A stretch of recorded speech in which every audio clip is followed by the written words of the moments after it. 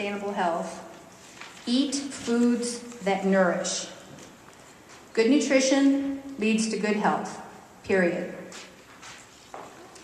Consistency is the key. Author Charles Duhigg, who wrote The Power of Habit, says it takes about 21 days to instill a new habit. So that consistency is absolutely essential for you changing or replacing habits that don't serve you as well as you would like. Michael and I have a lifestyle that is on the road. Michael is a professional speaker. We travel all over the world, all over the globe. And people often wonder, how can you eat healthy when you travel all the time? How can you eat healthy in airports? And it's a habit. It's a series of choices that you start to make based on how you want to feel and what you want to achieve. The first pillar about eating foods that nourish you, what I want you to remember is try to approach every meal with a strategy. And think about every meal that you want to have high quality protein, high quality fat, and selective carbs. And what I mean by selective carbs is vegetables, as much as you can possibly take in a given meal. And a really good way to figure out how to eat properly at a meal is to think about your hand. The size of your hand is the size of the vegetables, the quantity of the vegetables you should be eating on a plate. Most plates are set up in reverse. Carbohydrate is typically one of the most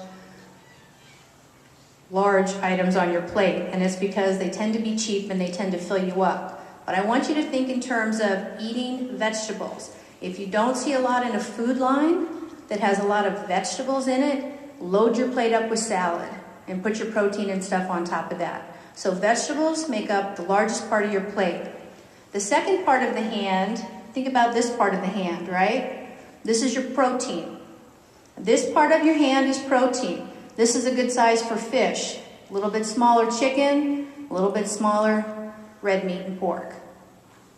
And carbohydrates, if you're going to eat carbohydrates, my suggestion is to not eat as many refined carbohydrates as possible. Last night they had a great selection of red potatoes here. Phenomenal. Those are great sources of high quality carbohydrates. If you're going to eat potatoes, my recommendation is to skip bread. If you're going to have a salad, my recommendation is to skip the dressing or go very, very lightly on the dressing.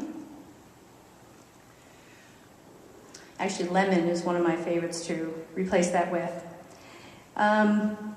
I want to explain carbs really quick, and I don't want to get too geeky about this. I'm not going to give you a biochemistry lesson, but what happens when we overindulge in carbohydrates is our bloodstream releases sugar, glucose specifically. The pancreas senses this and releases a hormone called insulin.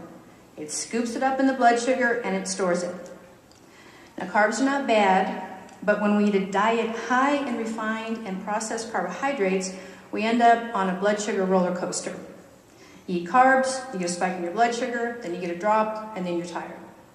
So if you're able to replace high-quality carbs with protein, fat, and lots of vegetables, it'll keep you off of that roller coaster. You want to have a glass of wine? Cut out the bread. You're drinking your carbs instead of eating them. Does that make sense? If you want to have 2 glasses of wine, skip dessert. No, not tonight.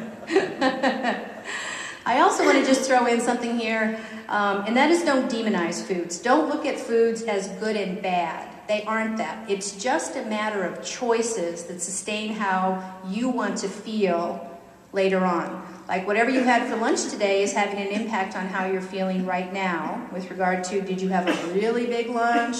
Are you starting to feel a little sluggish? Or in that down part of the afternoon where the body's in a circadian rhythm start to just slow down a little bit?